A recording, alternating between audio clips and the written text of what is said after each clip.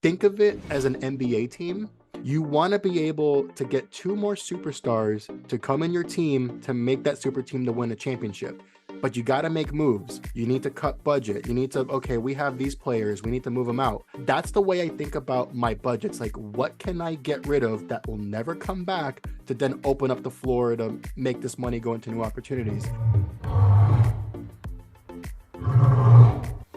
Investors, welcome back to Masters of the Market. As you know, every single week I am jumping on with a new master of the market, talking all about dividend insights, dividend stocks, and everything there in between. Now, this week I'm incredibly honored and excited to have on Harris from a podcast that I have recently been listening to and have fallen in love with. It is the One Penny at a Time podcast. If you haven't listened to it, you got to go right after this Masters of the Market chat to listen to it. But Harris, first and foremost, thank you for joining me on Masters of the Market. Like I said, honor, privilege, and everything in between to have you on with me. The very first question I actually want to toss out to you, put you right on the hot seat from the first question.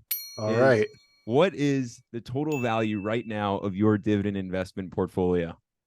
First of all, Ari, thank you so much for having me on. I've been watching you for a couple of years, even from the Blue Finance days, so we're going way back. Appreciate that awesome intro onto there, and excited to have a good conversation with you today. As of right now, I am just over $9,250, just a tad bit over. Would have been a lot higher, but we all know the last couple months have been a little bit brutal, but still almost at the 10K mark. We're going to take it. We'll get there here in the next couple months, hopefully. Slowly but surely, man. The market will be on the come up soon, I think, and you'll probably pop above 10 shortly. Now, Harris, I gotta ask you this big question here because, like I said, I started listening to One Penny at a Time, and I've fallen in love with it.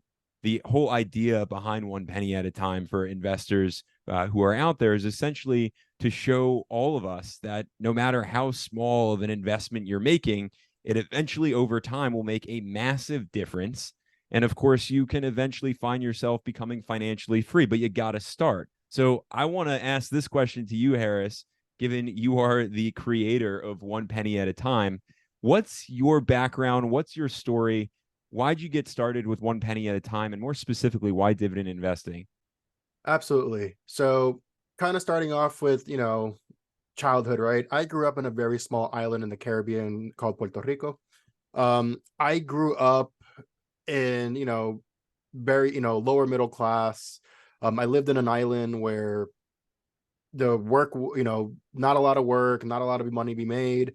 I was really not taught a lot of financial literacy growing up, other than pay your bills on time and have good credit. That's as far as I ever got. I never was taught about the market, never taught about honestly anything with with anything with like financial literacy.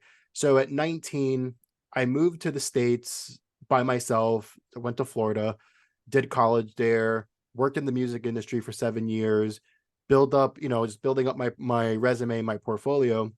Once I got to 2018, I was over the music industry. I was burnt out, and I needed to reinvent myself and start off with the whole big, we got to change everything in my life. So 2017, I was in a lot of consumer debt.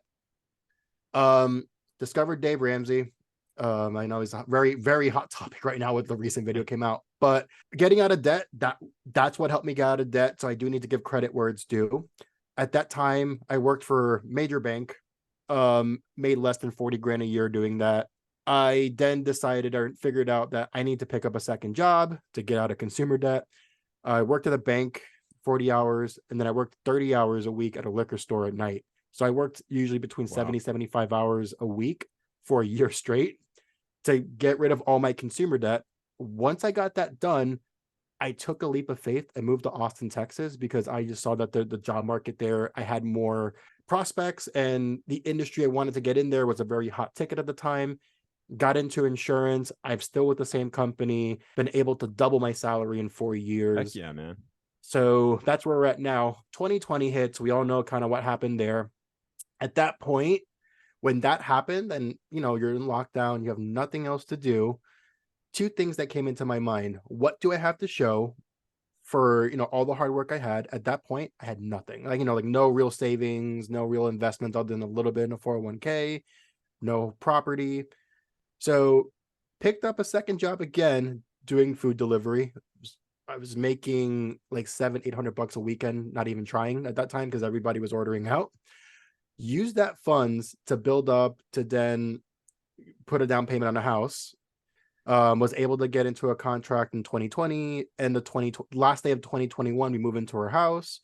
So got that done. So to me, that was setting that up. But then also in May of 2020, on a drunken night on a couch, I discovered PPCEN. And that is the first time the stock market and dividend investing made sense to me. The way he explained it to me was, I felt like it was kind of like, always a joke. It's like, explain it to a 5-year-old. The way he explained it to me is where it kind of clicked. And then that's kind of where I started going down the rabbit hole of learning about investing, found multiple channels, Jason Fieber, I found yourself. I found JJ Buckner was another one that I found early on. Then a couple years later, found Ryan and Russ, who are now very close friends of mine. But before I started investing in 2020, or I mean, I didn't start in 2020, I started in April 2022. I wanted to take a couple years to really learn and not just go into it blindly or just trying to. I know trial and error is really good, but I wanted to take my time and learn and paper trade a little bit and just to get a feel for everything. Main focus at that time was getting a house, because in Austin, the average rent goes up 20 to 25% a year. I told myself that I don't think I can do that in the market. So I think getting a home is a better fit. Got in a low interest rate, which I think right now is probably the best decision I've ever made in my entire life so far. And now here we are. For the podcast, 2 reasons why I created it. One, I needed people to talk to about this. My wife was tired of hearing the word dividend. I didn't have a lot of friends who really wanted to talk about this, but also I wanted to be able to create a message for people that $1, $100, whatever you could put in, it can be meaningful. And I thought to myself, let me document this from the very beginning to show this is what I started out with. And then as we've gone progressing, I thought my podcast being like a diary, right? Sure. And it's showing there the mistakes I've made or the good decisions I made. And I think it's just good to go back and reminisce of like, what was I thinking at that time? And it just helps you evolve as an investor. Now, we're well over a year into the podcast. I've been able to connect with people around the world. I mean, right now we're in like an 8-hour time difference, which is crazy that we have these conversations. And it's just putting out the message out there, for those people who don't have a voice or don't think that the market, that they have an opportunity to be successful. It's just for people like that to get them started. And that's always the message with the podcast. They're incredibly powerful. I mean, again, it goes to show that, first of all, anyone can get started and everybody should get started. Now, what I think was so powerful about your story is the amount of work, right? Working 2 jobs, and really putting everything that you have, right? It seems like it's built in to who you are naturally, to be a dividend investor, because it takes a lot of sweat equity, if you will, especially at the beginning of dividend investing. I know it did for me. I love to understand how you initially began to build your dividend investment portfolio and kind of your longer term vision. So right now, I feel like what I have in mind works for me right now as far as where I'm comfortable with. When I started off, it was actually more individual than ETF. But really early on, as I started, when your portfolio is so small, and this is around October of last year, we know we had a big correction. We had not a big, but we had a correction in the market, and everybody was like panicking. For me, though, is my portfolio is so small that I'm chilling at that point, right? Sure. At that point, I was so early on into investing where I don't think that the emotion really set in as far as like having that panic, because it was so early on. So I started off more individual than ETF. Once October hit and I had that opportunity to observe that, I think based off what I think I'm going to be able to tolerate more is to switch it more higher percentage ETF, lower individual. So right now I'm about 55% ETF, 45% individual. The goal is to get that to 70% ETF, 30% individual. Right now, holdings wise, I'm at 21 total holdings. When I started the portfolio, it was at 30. I realized that more is not necessarily better. I've kind of started scaling down, but I don't see myself having 10 or less. I kind of like having a little bit of everything within reason, right? But Sure. right now, and the top 2 positions in as far as weight in my portfolio are ETFs. I'm going to keep it that way just because for my risk tolerance and comfort level, it makes sense. A big thing that I have to account for when I'm investing, I'm not single, right? I have a wife, and even though she doesn't want to be involved in the stocks or anything, these decisions, I have to think about her as well, and that's a really important basis of as a why. The reason why I started doing this in portfolio, and it's kind of the same message with Gen X, right? Gen X to me has a very powerful message. Obviously, unfortunately, he has health problems, and he needed to have something in there for his wife if she were to pass away, and have something for his wife and kids. I don't have kids, but I always think about if something were to happen to me early, I want something there to be there to help my wife out. That's easy to understand and deliver instructions. So that's kind of like that message I got from that. Wow. It's very much like Warren Buffett, by the way. Like he was like, the day that I pass, the only thing I'd want is for my money to be put into the S&P, and that would preserve it. Now, I do want to ask this because, so like I said, dividend investing, it's all about sweat equity, right? You got to work your tail off. Then you got to buy the dividend stocks or the ETF. And then all of a sudden you get this nice chunk of the dividend. Sometimes the dividend's like $1.50, right? Sometimes, especially in the beginning, sometimes the dividend's 42 cents, whatever it may be. So that's the sweat equity I'm talking about. Why, for you, dividend investing as opposed to, say, like growth investing, where it's like you could make double or triple your money if you pick the right investment from the get-go, right? Versus dividend investing, which is much more of a longer term approach. Absolutely. So I think a big thing with me is always practicing patience. I've always been pretty patient when it comes to like my career, to my growth, to the moves I do. That to me kind of reflects into how I invest. And honestly, the reason why I picked dividend investing, it's because it's what made the most sense to me as far as what my goals are. I want to be able to just not have to sell anything, or if I'm going to sell something, it's okay, we hit the plateau 20 years down the road. Now I want to transfer this into something that's higher income generating, because that's what I'll need at the time. So for me, I'm going to be honest, I don't think that the patience I'm going to have trying to time, taking profits, it doesn't fit for me. And I'm going to give you actually an example of a story that I've had. My only experience with crypto was actually successful. Back in August of 21, I had a friend texting me going, look, they just listed I think it was Shiba on Coinbase. And at that point, I was never big into crypto. I'm gonna put $100 into this stupid dog coin and see if it blows up. I put $100 into it. Nothing happened for a month. In September, it doubled, then it tripled, then it 4x, then it 5x, then it 6x. It got to 12x. Wow. I sold out of it because at that point it's like, this is getting way too much for it's making me uncomfortable. That experience taught me though, I was waking up at 2 or 3 in the morning to look at my phone to see how much this stupid dog coin's going up, and it was causing me to wake up and just keep checking this thing. It's not healthy. And that to me is like, you know what? That, I mean, obviously with growth investing, it's a little bit different. It's not as much checking like that, but that thought of that made me really uncomfortable and didn't work for me. So for me with dividend investing, I'd rather just build it out.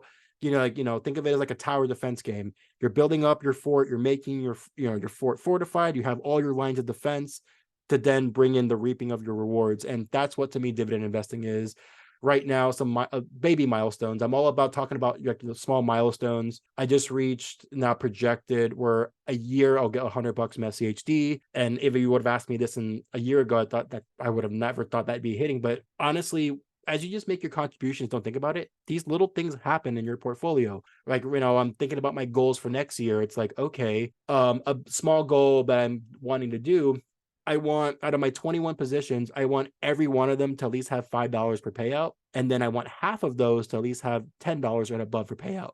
And people might think to me looking, that's your goal? You got to remember, dividend investing does not happen overnight. And you need to have small goals, and also at least have 1 to 2 big goals, because you got to dream big too, but you have to have those small goals to keep you motivated.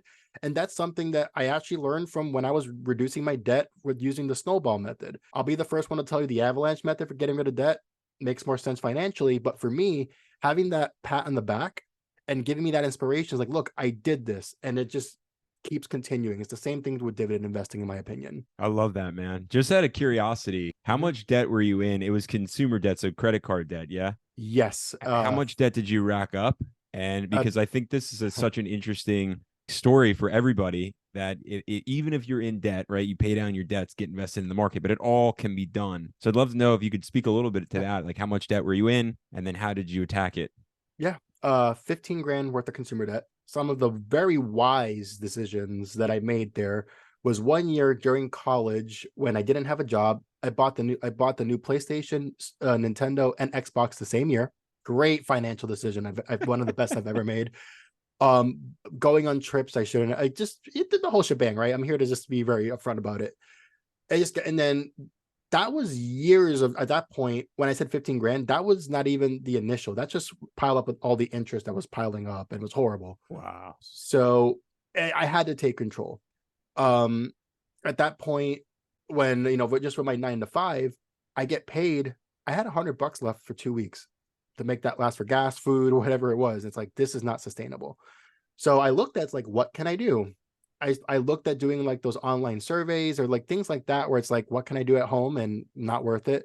And I said, look, I'm gonna go pick up a second job at the bank. I worked 4 by 10, so I worked 10-hour days, so I had 3 days free, and I had to make a sacrifice. And people thought it was crazy. People thought this was not worth it. I go, I probably am crazy. I'm going to kill myself, and I'm gonna hate myself, but I'm gonna make this happen, and I'm gonna make Mm. this happen within a year. It took me 15 months to get rid of all that. Just making less than 45 grand a year with 2 jobs. It can be done.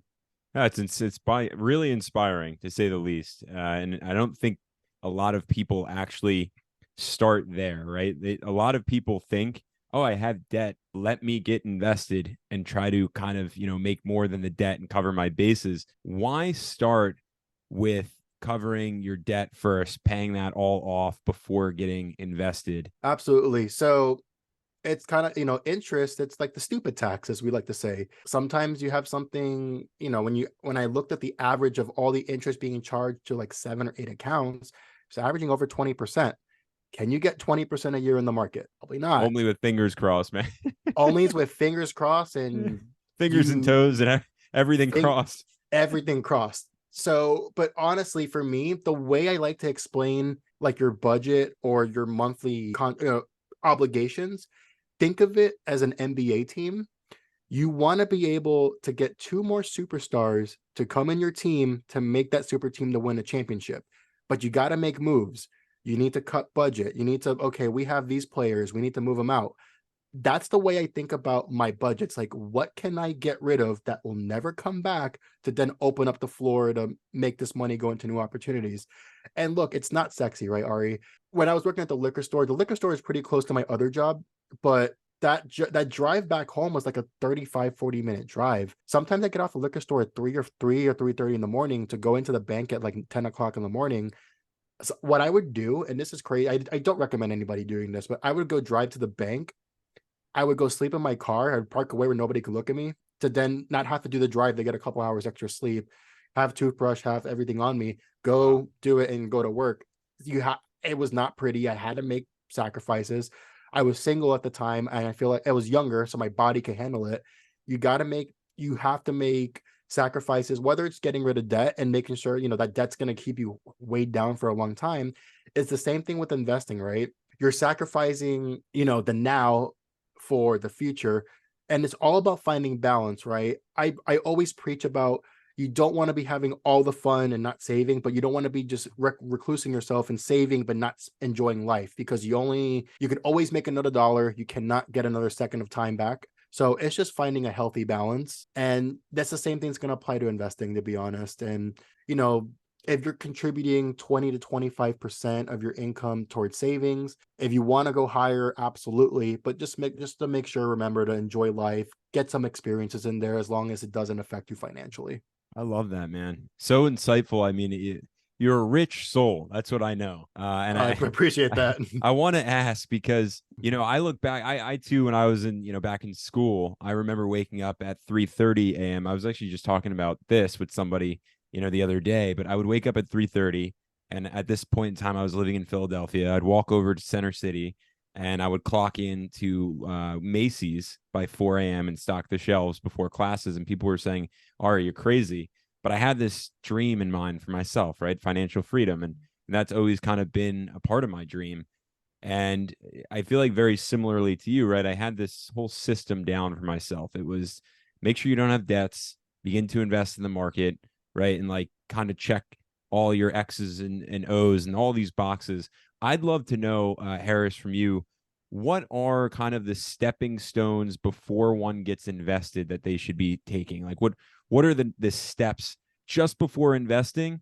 Because it sounds like you learned a lot from Dave Ramsey. Love him or hate him, I mean, he's knowledgeable in the area, right? So what are the steps we should take before investing? And then we'll jump into some more investing related questions. Sure. So for me, what I've learned was get rid of at least if you can get rid of all the credit cards, that would be number one. Look, sometimes you have a car loan, right? If your car loan is low, it's low interest, and I'll, if the Dave Ramsey stands will probably give me slack on it. If you have a car loan under 4%, give extra to it, right? Because you do want to get rid of it quicker, but do you want to do the baby step to just solely working on that to get rid of a low interest rate item, for example? So I think getting rid of all high interest debt is definitely number one. Number two, I would say you want to at least have 3 to 6 months worth of emergency fund. That is money you do not put in the market. I don't care what happens. You need to have that on the sidelines at least if something happens, right? Now, some people may do more, some people may do less. It's up to you. For me, I at least like to have at least 3 months worth of expenses in there if something were to happen. At that point, that's where I feel like you need to then look at, okay, where am I living? Am I living in an area that I see myself in a long time, or am I going to move? Then you need to start preparing for, maybe I need to start saving up for that, a little bit into that move or for the next move in my career. If not, then we're at the point now where you start investing. Anybody who asks me, what should I start with? I always give, my number one is always with 3 holdings. Number one, S&P 500 total market. Number two, dividend producing ETF, VYM, SCHD. Number three, actually it's 4 holdings, sorry. So number three, who do you bank with? Do you trust your money with your bank? Then you should be able to trust the stock. Number four, pick one individual stock, whether it's dividend paying or not, that you're interested in, buy into it, learn about the company, get comfortable with starting to learn about the market.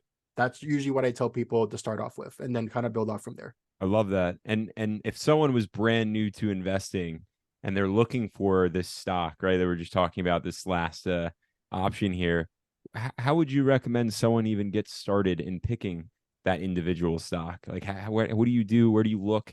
I had a friend, I'm going to use this as an example that I talked to, had no idea about the market. So I asked them, what is a product you use every day? Okay, I use these things. Okay, we'll see. Okay, this is not publicly traded, not publicly traded. This is publicly traded. What is something you're passionate about? And my friend said makeup. And he goes, where would you go to get makeup? Ulta. And I said that, it's like, you do realize that Ulta is a pretty hot business. I started explaining it now. He goes, you know what? That's something I'm going to research. It's, Ulta's not a dividend paying stock, but, it's a business that's been growing over the last couple of years. And, I don't care what, anybody's views are, but I have to look at this as how we are evolving in the world. Makeup's not in the point where it's only female only now. It's crossed over and it's growing. And I think that there's an opportunity there. And that's what he saw. It's like, you have at least the right mindset of why you're thinking of like a bigger moat or how a business is evolving, because that's what you want in a business. You don't want somebody to stay stagnant and then they fall off or they don't keep up with trends. So that's just kind of the ideas I like to ask. And then that puts some thought into them and then start looking into doing their own research and their due diligence and see what they want to do. Sure. And where would you recommend? So let's say your friend, right, found Ulta or somebody else found a different stock, whatever it may be. Where would you recommend them looking next, right? So, I know in my case, I have like 3 different pieces of criteria I typically will use. I'm curious, once you find that hot stock for yourself, right? If it's in your friend's case, Ulta, what's kind of the next step for someone to take a look at in terms of the stock and if it's a quote unquote good investment? Absolutely. So now, obviously, this is me going a little bit more technical, I guess you want to say it, but I think before we get into like metrics, the first thing I have them ask is like, What is their competitive advantage? How have they evolved over the last decade? Are they continuing the path to keep evolving their business? Are they expanding? Are their sales growing at a consistent rate? Are they buying back stock? Is their stock, is the total amount of shares out there going down? If it's going up, is there a justifiable reason of why it went up? So that's a big thing I like to look at with REITs, for example. But with them, with basic metrics, I try to keep it very basic. I like to look at, 5-year chart on the stock movement. If there is a dividend, I like to look at the 5-year chart. I like to look at the payout ratio. I like to compare the PE ratio against the S&P and against the sector. That's something that's really important. Just because it might be discounted against the S&P doesn't mean it's discounted in the sector. So those are two things I like to look at. And then from there, the number one thing I always ask myself, the most important question is, do I use this product or business, and do I understand what the heck they do? That's the most important thing. If I don't understand how they make their money, I don't feel confident investing in it. Literally, it's like Buffett, and it's almost a Buffett piece, proof piece of criteria, where it's like, if you don't understand the business, don't invest into it. Right? Like, you have so many investors out there just throwing money, willy-nilly into anything and just hoping they're going to make something back in return. Looking back on your journey, because it's not a long journey thus far, but it seems like, at least from what I'm hearing, you've learned a whole heck of a lot and you've come a long way. I'm curious to know, what's one thing that you now know, like, definitively, that you didn't know then, that you would tell yourself if you were to kind of meet your old self and say, Harris, this, like, know this. Okay, this is actually not even going to be about, this is going to be a crazy one. I would go back and tell myself, don't go to college. And it's kind of crazy to say that. I did get my bachelor's, and I whatever, student debt sucks, but we're working on it, and getting most of it down. Where I'm at in my career, I would have gotten to the same position without a degree. And I think what I would have taught myself is that school isn't everything.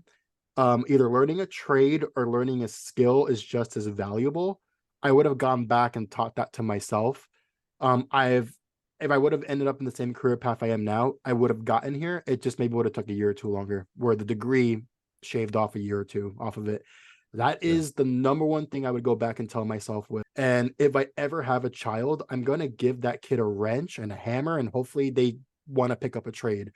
If they want to go to school, I would support them, whatever they want to do. But I think that trades and skills, in my opinion, is more valuable than going to school right now. So that is the number one thing I would have taught my old self. If I want to add something financial, it's like, stop buying dumb stuff you don't need. You don't need this. Save your money. At that point, if it's even putting into a savings account, that would have been great advice. But the way I look at it is that I made all these mistakes in my 20s so I can have it in my 30s. My 30s is a redo of my 20s, except I'm older, wiser, a lot more joint pain, but hopefully I don't make the same mistakes in this next decade. That's great, man. I hope joint pain free, right? No. I wake up, and the first thing, I wake up and I got to be careful because toes crack, knee crack, back's crack, and I don't want to wake up my wife. So it's always kind of the jokes like, okay, don't crack on me right now. Sure. All right. So that sounds to me, I mean, honestly, if I were to boil that down, even if, whether it's the college advice, right? Like, don't go to school, pick up the trade, or the investing advice, right? Or the financial advice, rather, don't buy things you don't need. It sounds to me like you're really saying, get really focused, right? Like, if you had that focus as a, younger 20-something-year-old Harris, and you knew this is the track you were going to go down, and it's going to lead to the same kind of endpoint, you can get there, be focused, be really focused. Matter of fact, I think when Bill Gates and Warren Buffett met, they both agreed. They explained this story in an interview that they had both agreed on that focus was single-handedly like the biggest piece of their success stories. So it's interesting that yours kind of boiled down to this focus. What then do you think is the biggest misconception about investing, or I'll say the most common mistake that people make when they start investing? Great one. Was very lucky. I got to avoid a lot of the mistakes that people, over the last 3 or 4 years, at least that I've been following, fell into. Like, for example, like I said, catching the dead knife, and they're still catching the dead knife 4 years later. High yield, and then it gets even higher and then cuts. I think for me personally, the biggest mistake I've made so far, because it's still very young, is being too highly concentrated into one sector. I think, at least for me. I do have a lot higher percentage that I'm comfortable with in REITs. And obviously this year it's not been the year of REIT. That I think is a good lesson that I've learned this year. So at one point when I started off, when I did my Roth, I bought Realty Income at high, I didn't buy it in like, like $50 here. I bought it at like a $700 worth of tranche, averaging about like 65. So a lot of, a bigger part of my tranche was near all-time highs at the time. And now we're at least not at 52-week lows anymore, but it's still pretty low. I think right there, that's where it solidified my rule. I broke my rule of going above 5% on a single holding, and it bit me. So that is the biggest lesson that I've learned. It's just making sure you're not overweight into either a sector, into a holding. I've been bringing it down. At one point it was like 13%. Now we're down to like in the 8-ish% in weight. So it's working down. I haven't sold anything out of O. It's just me making contributions, everything else. It's just, bringing it down over time. That is, to me, the biggest lesson I've learned. I know a lot of people got burned on like AT&T at the time before the cut. Recently MPW, all of those. I never got into anything like that, just because I kind of looked at it, even though I did invest into AT&T after the cut, because at that point I thought, can it get any worse? And my average is like 1580 before I sold it. So at that point I thought, okay, I think the margin of safety is okay for me to even try AT&T. Look, because it's a bigger company, but like MPW right now with all the yield max stuff, it's something that doesn't interest me to touch. It's risk that I'm not willing to take. And I kind of follow the rule. If my sister-in-law starts talking to me about a particular holding, I have a red flag. That actually is something that did happen. My sister-in-law doesn't know anything about the market. She hit me up randomly, goes, hey, I started investing in Altria Group. And the first thing I asked, like, how the heck did you find out about Altria Group? She goes, oh, I Googled this and it said best paying dividend stock. And I go, that's my red flag.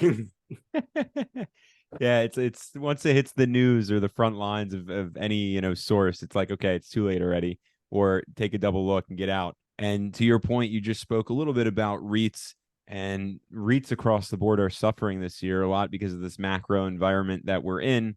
Higher interest rates are certainly spooking away a lot of investors. Do you use macroeconomics at all in your investing strategy? So right now, I'm 31. I don't really look at macro at all right now. For me, it's all whenever I'm doing these investments, I'm looking at a minimum at least 5 years to even think about it. An example I always like to give is I invest in a REIT called Stag Industrial, ticker symbol STAG. People always tell me you're investing in it because it's a monthly dividend. Not at all. My bull thesis on Stag is I am not allowed to sell it until the end of 2027 if I want to. And my bull thesis on that is end of 2020, it was projected that online sales were going to be like 7.5 trillion. By the end of 2027, it was projected at 28 trillion. Obviously, Stag is industrial real estate, so they're building out these warehouses. That's a trend that's going to continue. So I want to see how if they keep building out or getting infrastructures for all these companies, such as like Amazon or all these other businesses that are going to are transitioning more to online. That's my bull thesis. Stag has no dividend growth. The 5-year CAGR is less than 1%. But and if I look at my REITs, it's actually the best performing REIT in my portfolio right now. It's been consistent. FFO has been dropping. FFO has been getting attractive. When you're investing in things, people go that you can't just focus on the dividend. You have to get a whole picture. It's like, for example, you don't invest in something just because it pays you a dividend. You need to look at all these other factors. And that's like something that I've learned. When I talk to some other my friends, I go, oh, I miss bag holding this until I break even and just collecting dividends. Like, I understand it, right? It's hard to sell at a loss, but if the only reason why you're holding this is just to get the dividend to break even, it's to me, it just makes no sense of holding. And then you kind of decide, at what percentage of loss are you comfortable taking, and then, using that for tax benefits and whatnot. But that's just an example of like, why I maybe invest in a particular holding. It's a bigger story, I guess, than when some of the metrics that we're looking at. You talked a lot about yield just now, and I want to get to that a little bit here and talking about chasing yield. I think a lot of people do it, and it's it's fun. It's like Vegas, right? The higher the yield, the more money you'll make. And so the question I want to ask you now is it worth it? Is it worth chasing yield, or should we look, towards, I guess, the red flags when the yield is too high? Ari, the reason why I was laughing, we said, "Is it worth it?" I thought about the Missy Elliott song, and that's what's literally playing in my head. So I had to just put that out there. In the words of for Missy Elliott, it depends, and I'm gonna explain. If you're chasing like a new position where you're trying, 5% up, 6% above, you got to be careful. If you're gonna do something, know that if you're gonna try to play something like that, if it's less than 1% of your overall portfolio and you're comfortable with that particular money being lost, sure, why not, right? I know a lot of people did that with energy stocks a couple of years ago, and that paid off pretty well for them. For me, I'm going to tell you what my version of chasing yield is and how I make it work for me in the portfolio. So something that I do like to use, I'd like to use dividend yield theory to look at the 5-year average of what the 5-year average of the dividend yield has been and where it currently stands. It's something I do like to look at. My version of chasing yield is Johnson & Johnson over 3%. Right now, Discover Financial Services is one where I think the 5-year average is like 2.5. It's like in the higher threes, or I think almost 4 right now. That is my version of chasing yield. It's finding those opportunities in your portfolio. It's like, wow, Johnson & Johnson right now, I think it's at a 3.23, if I'm not mistaken, or 3.30. That's a great starting yield for Johnson & Johnson. That's my version of chasing yield. A big thing right now, and obviously dollar cost averaging is something we preach. An opportunity that I have to really, if I wanted to average down, is on O. However, kind of how we talked about earlier, highly allocated. When something is so beaten down, like I'm down 20% on O, how long is it going to stay red for? I got time to add a little bit here and there. Johnson & Johnson, Discover, I did that. I'm doing that with Lowe's right now. If the yield's hitting on that average where I'm not used to, or I'm in the red in those positions that are harder to build out, and I don't get to build out that often, those get priority. The things that are really beaten down, I want to add to it. I think we got time there unless something crazy happens. So it's just knowing that people get so caught up on wanting to dollar cost average their biggest losers. Just know that if you're going to do that, look at the weighting in the portfolio. You just don't want everything just going into one position and then it's too highly concentrated. I saw people do that mistake with like AGNC, for example, where they just kept buying the dip, and they're still buying the dip. So it's just finding that level of understanding, is like, how much of the dip or how much am I willing to buy to average down, but then make sure it doesn't affect the overall look on the portfolio. Here's another one for you. Monthly paying stocks versus quarterly paying stocks. I mean, fact or myth here, is it better to just do monthly because you get the payment right away, or what's your 2 cents on that? Honestly, whether it's monthly or quarterly doesn't really matter to me. I have a couple of monthly payers in there, but because it pays them, paying the monthly dividend has nothing to do with my decision on holding it. If you look at it, if you want to say, if pay me this quarterly, you can just literally do it that way, right? So I think that the only advantage you might have if it's a monthly payer and you have a substantial amount of the holding is if you wanted to drip that and not put any money and just let that drip. It's helping you dollar cost average down quicker. But overall, if you look at the overall picture, there's not that much of a difference, in my honest opinion. Sure. Harris, I want to get to what it is, a bit about your strategy. When you go to look for all this stock information, where do you find it? What websites are you using, or like, how do you go about your research? For those who are newer out there, right? It's all about going somewhere to find research that you can trust, reliable research. And then I want to go one further here with you. What brokerage do you use? and how has that been working for you? Right? Is it like a Robinhood, Vanguard, Fidelity? Where are you with the brokerage? Sure. So to answer your question right now for research, I'm actually I pay for Seeking Alpha, and Seeking Alpha to me has been great to find, just good information, a large amount of data, but then also I like that things are color coded and they go based off a number system, so it makes it easier, or like a grade system.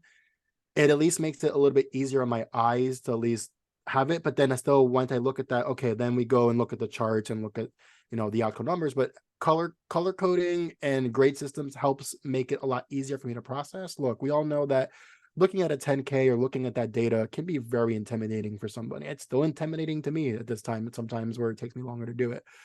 But I know that some people may not be able to afford Seeking Alpha. A great free resource, Yahoo Finance is a great free resource for at least to get started, right?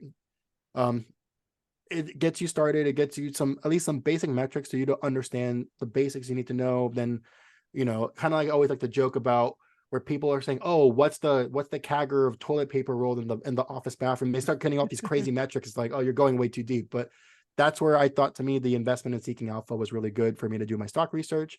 So that's what I use. I only use Seeking Alpha because of the articles and how everything's at. I don't really feel like I need to do another one, at least at this time. Brokerage, I actually use Sofi.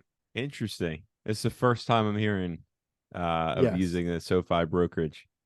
So it's Sofi, and that would actually be what if it got to sub 5 again, which I think it's heading there. I'm gonna buy a tranche of that and put it in like a long-term play. If ever hit like 50% profit, sell it and put it into like an ETF. But I will say that their ecosystem, if you have multiple products, they communicate so well with each other. And what their goal is to get you to do one product and you evolve into other products. I'm literally their demographic of what happened. And I can tell you with like the checking and savings, with the investments, with everything, how it connects so easily and it makes everything such an easy process. I'm a big preacher of that. So for me, it was about just having everything in one, making it simple. And then Sure. with SoFi, you can automate things, make it easy. It's just making it easy. And that's the main thing for me. I know there's other, there's a bunch of really good brokerages out there, but I think maybe sometimes like their software is outdated, or the way how some brokers are still not allowing fractional shares or fractional ETFs. And I think that's a crime, because at this point in age, if you're not allowing fractional purchases, you're behind in the game. Because right now, if you go back 20, 30 years ago, you had to buy 100 shares or at least put $5,000. Realistically, people don't have that, right? Literally, people have their lunch money. Like, I'm going to put my lunch money into this. You're taking away from people being able to participate. And that's a big thing for me. I love that. I wouldn't expect anything other than that type of answer from the one penny at a time podcast producer. I, So I was how going I to put ask you about fractional shares and whether or not you partake in buying fractional shares, but I guess I'll dive into this question because it's related. Is there such thing as spreading yourself, way too thin across positions? my ideal number, right? And everybody's different. At this time, the max I'm willing to consider is 25. And I've been cutting down, like earlier this year, I think it was at 25 or 26. Now I'm at 21. So I think there is early on. I think that ideally you start off with maybe, less than 5 holdings or maybe less than 10 holdings, build out those foundations, and then you find opportunities and slowly build out to it. So for example, I love M1 Finance is how their ability to make it the automation so easy. But when you have so many things spread out, it's like, okay, a dollar here, dollar here, dollar here, dollar here, dollar here, dollar here. I mean, you're building out something, right? But you're spreading yourself so thin, and that's where you want to find, would you rather put a dollar here, a dollar here, a dollar here into maybe 3 positions that are 52 highs, or do you want to put those $5 into something that's close to 52-week lows, that's a solid business that's an opportunity for you to grow that out for the future? So I think there is something that you can spread yourself too thin. I think I think that there is no definite answer. What is the most comfortable holding? Everybody's different. Everybody's gonna have a different answer. And I think that at least starting off with between 5 to 10 is a good starting base. Build that out and set rules for yourself. Okay, once these positions are paying out $5 each, or once I have $1,000 into each holding, then I'll add something new. And then at least that way you're starting off and then you're slowly building out other positions. But I think that I had a friend at one point, he was at 75 holdings. And Oh, I told him, it's like, dude, how do you manage it? It's like, well, it's like the same thing. It's like you're spreading yourself too thin. Like, and then we sat down and we used a dividend tracker where you share somebody's portfolio. It's like, what's your thesis on this? It's been paying me a dividend for 4 years. Like, what else can you tell me about it? So that's where we kind of started up a cleanup. We got it down to 55. So still a while to go, but hey, shaving 20 to get my friend to shave 20 holdings off was a big deal. And a big thing that we had an argument was I was actually on Whirlpool, like they make like sure. dishwasher stoves. I told them that like I don't see the advantage in Whirlpool right now. Oh, but they make all this. They've been out forever. It's like, yes, I have Whirlpool products in my house, but look at the 5-year chart. Look at this, but it pays me this. It pays me the solid dividend and it's not going to go away. It's like, what's the advantage that they have right now? What makes me go buy another dishwasher or stove from any other, what's their competitive advantage? And he goes, watch, I'm going to put this Twitter poll on and I'm going to show you that people are going to say yes, that to keep this holding. I remember like it was like over 100 votes. Only 10% of people said keep it, 90% said sell. So then he's like, I guess nobody likes Whirlpool. I was like, probably not. And actually another post, then I kind of brought it up to him. I believe this was from the European Dividend Growth Investor, one half of obviously Dividend Talk, amazing podcast. I think if I'm not, I think he's the one who posted about this. It took him 5 years to completely sell out of his Whirlpool position to be able to tax loss harvest. I think it was him. If I'm not mistaken, if I'm mistaken, I'm sorry. But that's something it looks like, imagine 5 years of your life selling out in a position to try, just to not really take a loss and try to salvage that. I don't want to be in Yeah. that position. Yeah. No, 100% time is of the essence, of course, when it comes to investing, having the time in the market. Tax loss harvesting. Here's an interesting question now for you. How do we play the game of taxes when it comes to dividend investing? Because as we all know, dividends are taxed as income. It's income. Do you use your IRAs or what's your strategy when it comes to the tax game for you? Right now, luckily, filed married, so got a lot of breaks there. Most of my REITs are in the Roth. That's the biggest way I can do advantage for taxes. Everything that's in my taxable, look, man, you're gonna get taxed, right? I always hear that, oh, but you get taxed on anything you do, right? And that's the big thing I like to talk about. It's like, what I can shelter and protect and save what I can. But a big thing for me is that I just can't, you got to invest in the taxable because that's money you can use 10 years from now if you wanted to. It's, obviously the IRAs, there's rules in place where you can't touch it at a certain point. And people are like, oh, but tax, like I get so annoyed with that being an excuse of why not to dividend invest. Look, there's so many ways you can make money in the market. You can short sell, you can options trade, you can do growth investing, you can do dividend investing. You can buy a crappy holding and go to the moon. Like there's so many ways, right? There's no right or wrong way to make money in the market. It's what works for you. And for me, and how we talked about, I don't do this based off of me. I do this based off if my wife had to take over this, what is one thing she's going to understand? And that is important. And then luckily, with dividend investing on a long-term basis, there's a lot of tax advantages on there. A big thing for me is like if we wanted to retire, I did believe that the first 90 grand of it, as long as it's not like a REIT or a business development company, you're not taxed up until the first 90,000 unless if it's, if it falls under as an ordinary dividend, ordinary income. I think that the big thing with that is even then, if people start using the argument over, oh, you can get 5% on high yield savings account, you can get 5%, on a CD, that's still taxed at ordinary income. Qualified dividends on a long term has a lesser tax rate. And that's what I look at.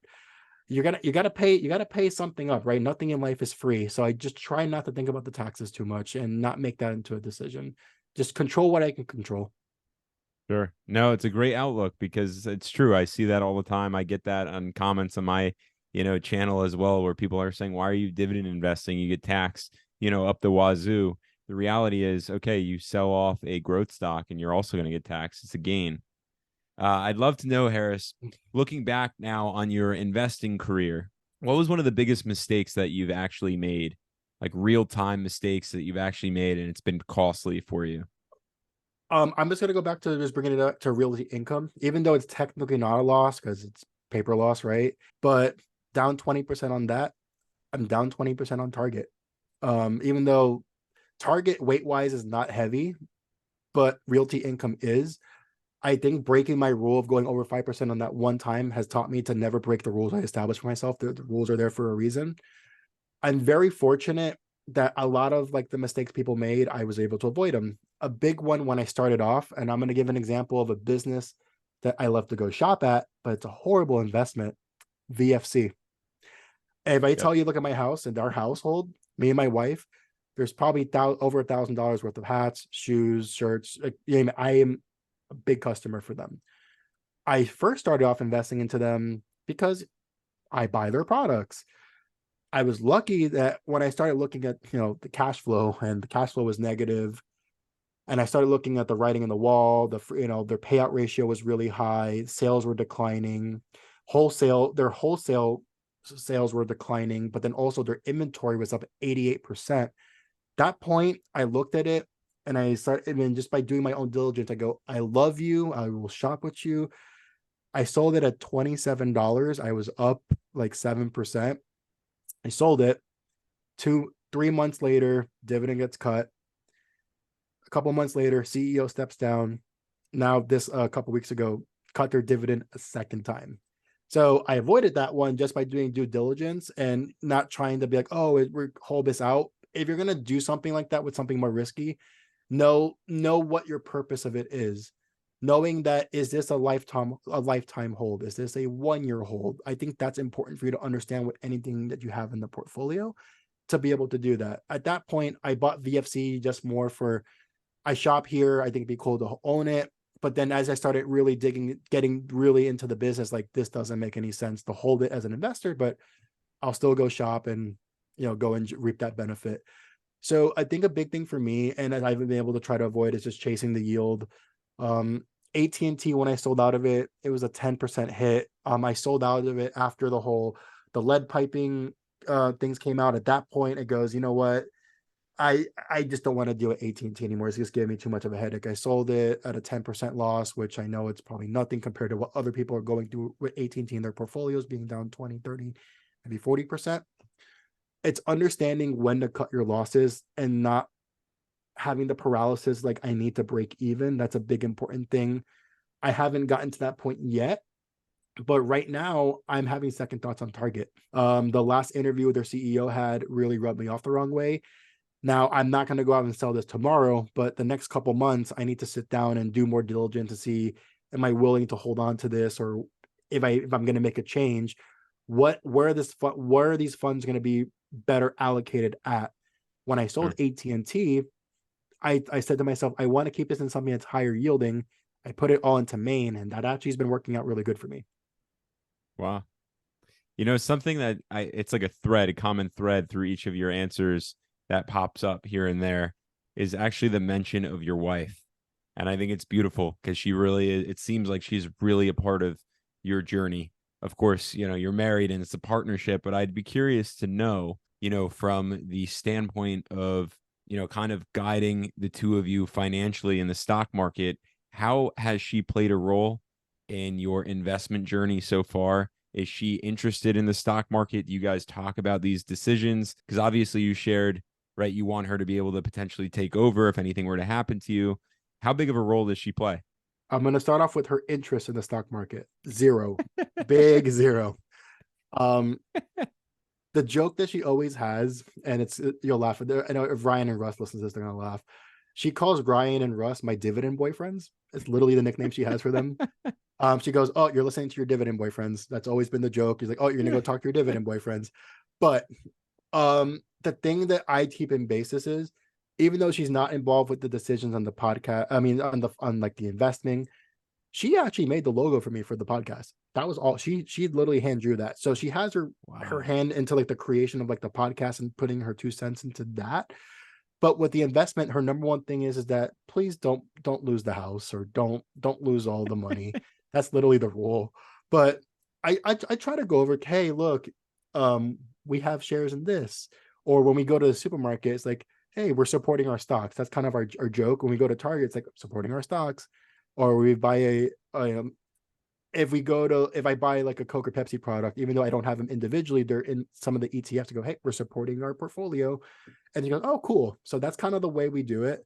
Um, Hopefully eventually down the road, we'll get her at least to get a little bit more into it. But at this point, I'm happy where she's at with it now. At least she's a little bit, she's, listening to it more, but we're still a very long ways away for it.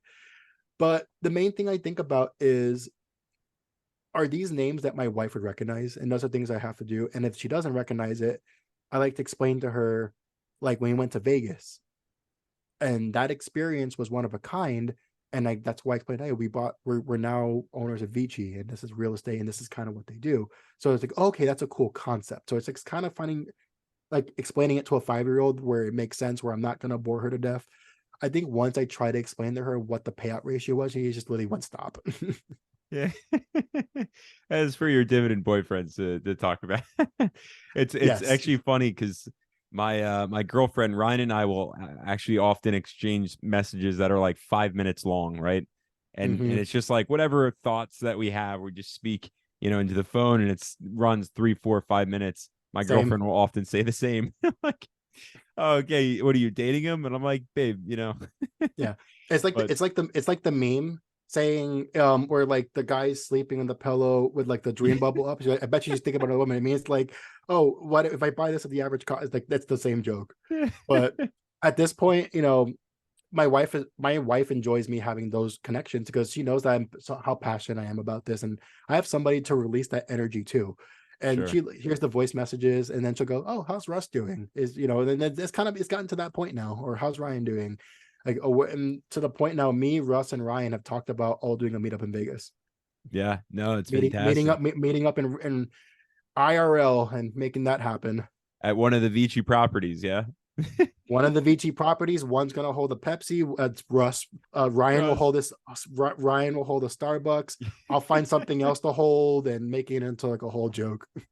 No, that's incredible. What I love that you shared is supporting what you're investing into. I want to ask you, Harris, about essentially when you're building out your portfolio, your investment portfolio, what are the 3 things that we as investors should be well aware of during the beginning foundational stages of building the portfolio? Number one, past performance does not mean future performance.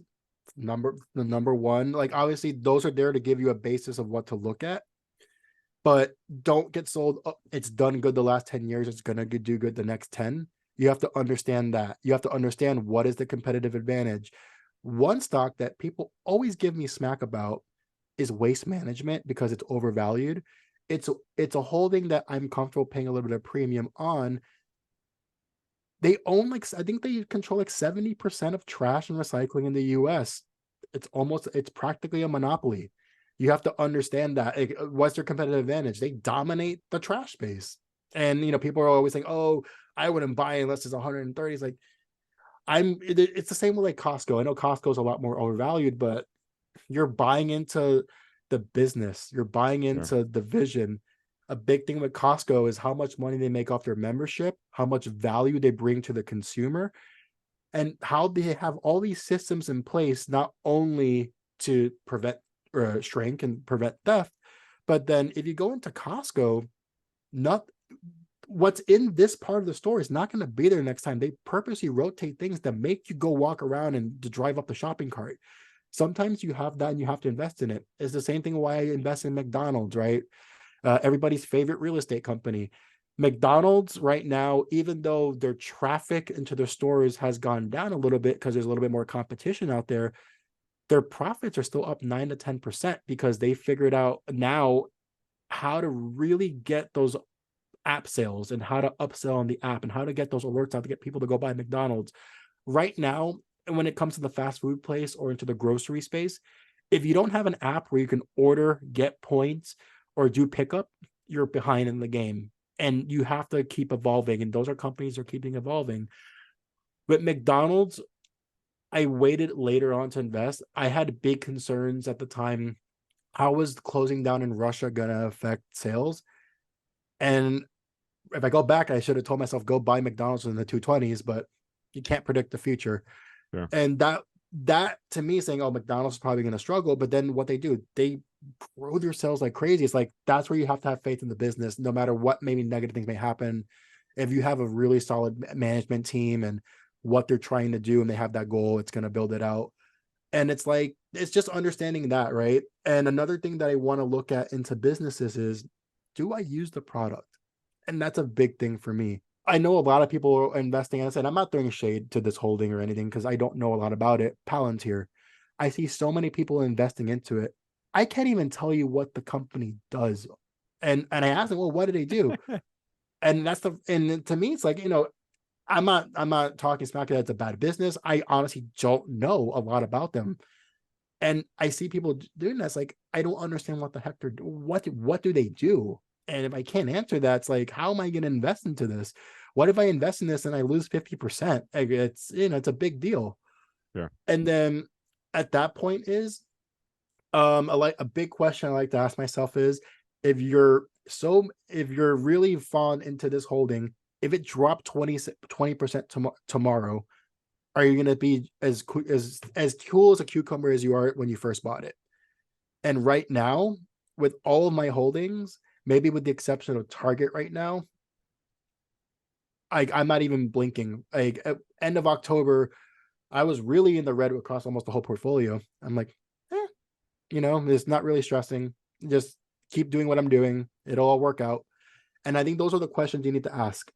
If you're not comfortable with the stock dropping 5% in one day, that's where your cue is, like, build out your ETFs and just go ETF, right? There's a way for you to make money and just limit that risk. And that's, like, for me, why I find it hard for myself to invest in tech stocks. They obviously drive the S&P right now, but my biggest thing where I struggle with as an investor, if a stock goes up 10, 15, 20%, I get paralysis and wanting to keep putting money into it because it's going to go the average up. So it's just finding, to me, doing QQQM and doing VTI for getting that tech exposure worked for me. Because it's going to make me build into it without getting that paralysis.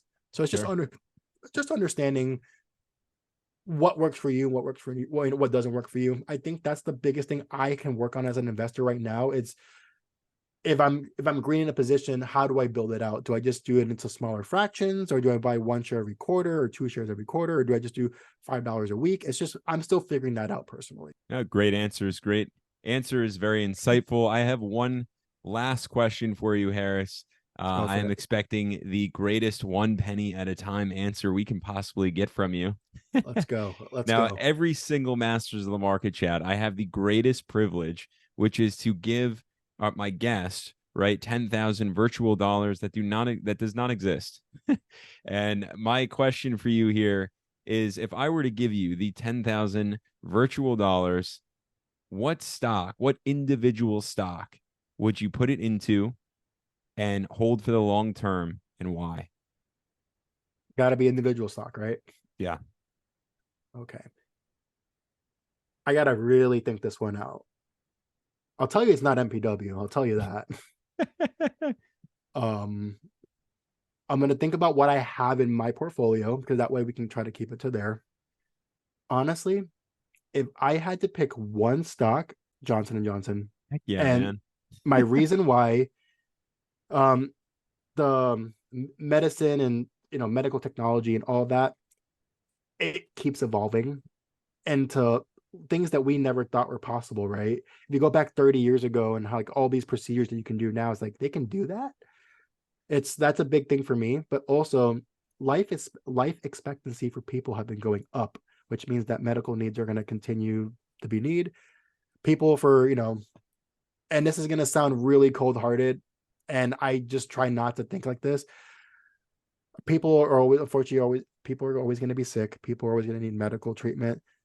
The pharma companies are going to be greedy, and like, why would they want to release something that's going to cure you permanently? And I know it's very cold hearted to look at that, but that's just something that I see that it's good for the next 50 years, 100 years. It's going to be needed. I don't see that evolving where it becomes like universal, where everybody's cured or anything like that. Because then if everybody was cured, what's the business? And it's really, really hard to look at it that way, where you're choosing Sure. profits in a business over human life. But that's where, as an investor, you got to look at the opportunities. Like, am I morally okay with this? And it's like for people who don't like to invest in Altria, some people don't like to invest in Lockheed Martin. Like, people have their reasons, and everybody has the right to do whatever affects their beliefs, and important with that. But for me, I do Johnson and Johnson just because of how the evolution of medicine and medical procedures and life expectancy is going to be. So that's going to be my answer for today. If you ask me today, that's going to be my answer. I love it. And I hope every investor out there, especially Ryan and Russ, heard your answer, because I always get my chops busted when I say Johnson and Johnson's a buy.